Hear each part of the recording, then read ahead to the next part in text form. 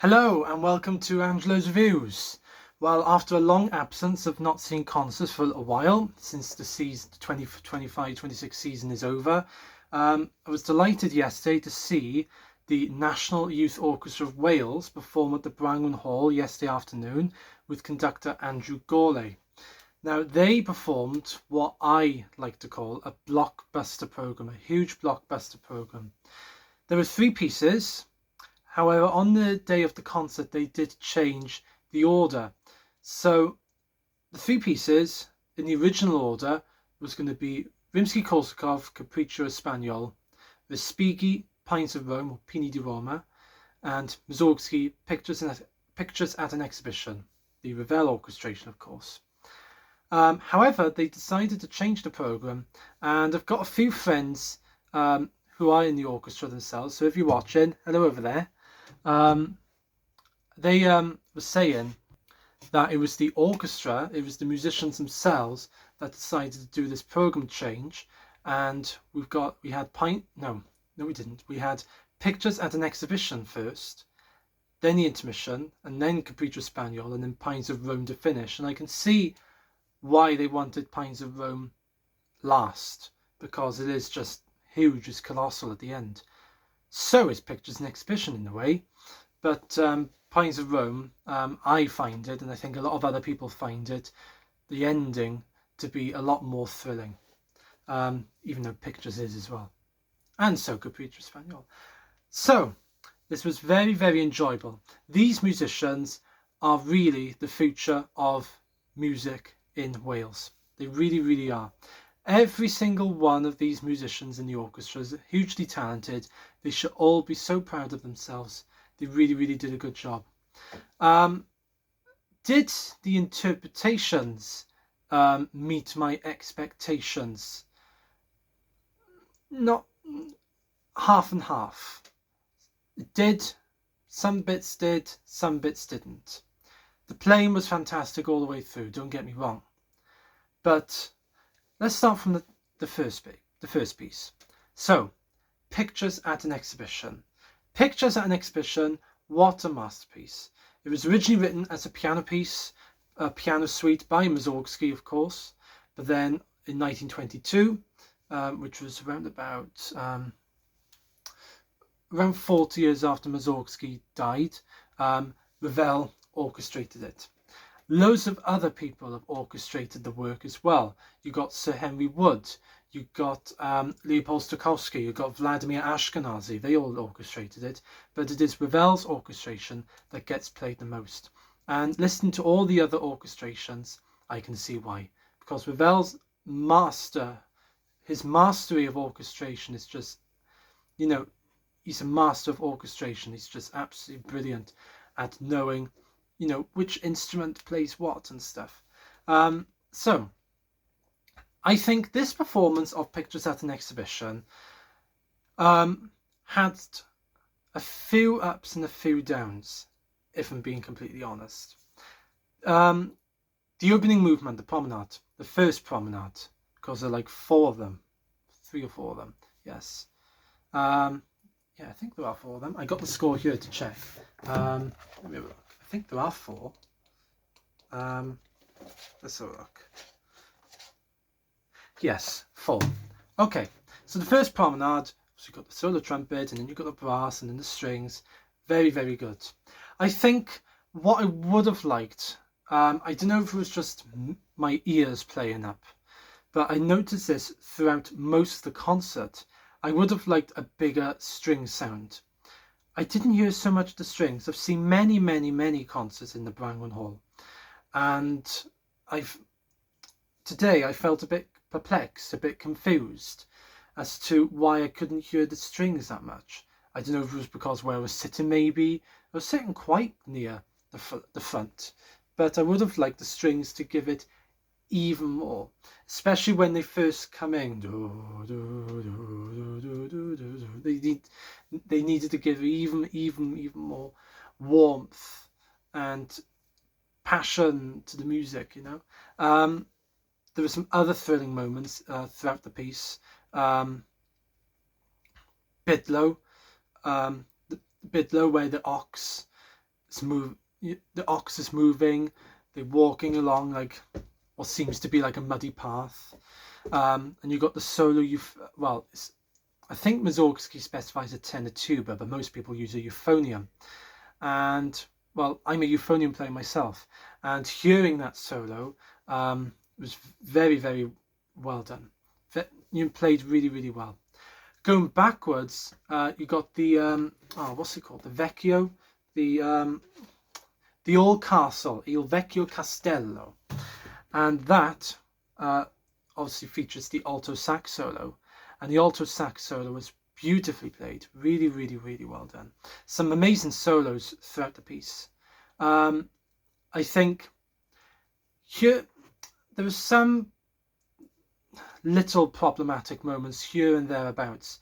I think I really, really struggled to follow the conductor Andrew Gourlay a lot of the time. Not throughout this piece, but the whole concert.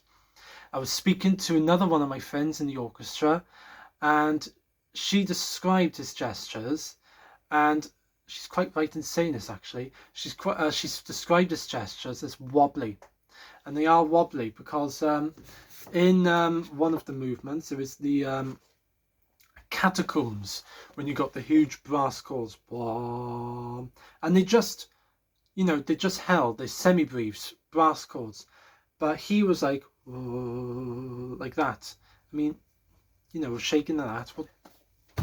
What does that mean? I know it means, he kind of means, give it more, but it can sometimes throw musicians off.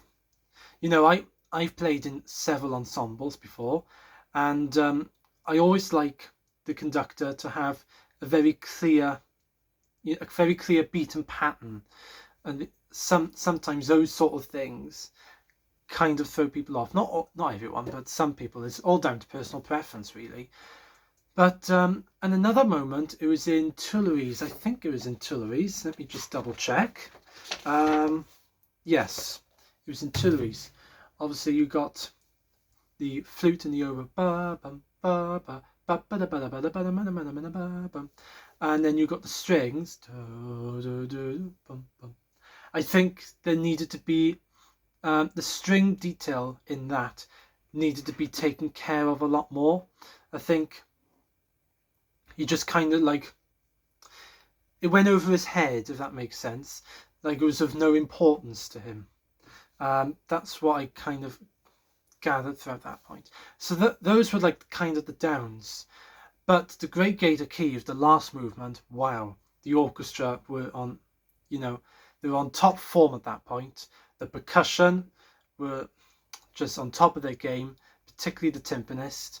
And yeah, they were just on top of their game. The strings, the brass, the woodwind, and it came to a really well culminating conclusion, and it had a well-deserved standing ovation at the end. That was the first half, and there was more to come. So then we had Nikolai Rimsky-Korsakov's Capriccio Espagnol, which is such a lovely and sunny piece. Really, really great. And this performance was just so enjoyable from the very beginning to the very end. I think I'm not going to mark this as a criticism, but I think it was the third movement, which was the Alborada, the second time. The concertmaster seemed just a tad, he seemed a little bit nervous, and obviously it's okay to be nervous. It shows that you care about the music. And I was listening, and I don't know if it was me, but I thought that he kind of rushed the music just a bit too much, therefore resulted in some other people in the orchestra. There was some untogetherness going on, a lack of cohesion at that point. But then everyone did redeem themselves, and the conclusion is so exciting, and they played really, really well. And then Pines of Rome is just absolutely outstanding. The orchestra were really in their element at this piece. The opening is so magical. You got the celesta, you got the piano as well. You got all the shimmering percussion, like the triangles, the glockenspiel. Everyone was literally on top of their game at that point. The second movement, obviously, you got that ostinato rhythm. You know, that was quite moving and powerful.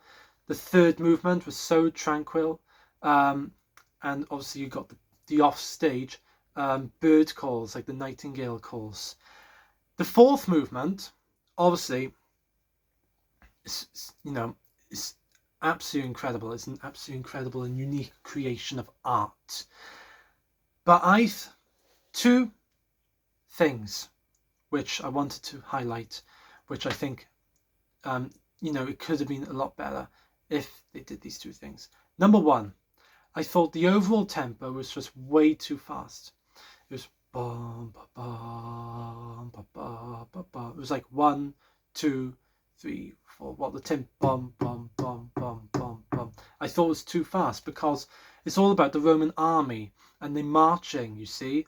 And I think this, I've heard many different recordings, and I personally believe that the slower it is, the more impactful it is. If it was, the tempo was like bum, bum, bum, bum, bum, bum, bum, it's more like a march then. And I was watching a performance on BBC iPlayer last week of John Wilson and Symphony of London doing it, and their tempo was just absolutely amazing. And the orchestra played really well in that as well, of course. Don't get me wrong, National Youth Orchestra Wales played really well at the ending. I noticed the timpanist and the bass drum in particular really had the time of their lives, but I thought I could tell how excited they were, and I'm happy for them to be excited. Who wouldn't be? But I think sometimes they overpowered the brass and the strings. That's what I personally thought. And another thing, just one more point, there was no organ. Respighi specifies an organ in this piece. If you have a look, let me show you here. It is where it is. Yes, it starts off over here. Respighi specifies. No, that's ped. It's like ped dog. I don't know if you can see it. Oh, it's quite blurry from where I'm seeing. If I show you. Right, can you see there's like a B flat note here, triple pianissimo? That's the organ part. That's what it starts off with towards the end of the piece. And then the last couple of pages, they play in full-on chords. You can see there's the, the right keyboard, the middle, and there's the, the pedals and the keys on the feet. So sorry for the blurriness. I don't know what happened there, but anyway, I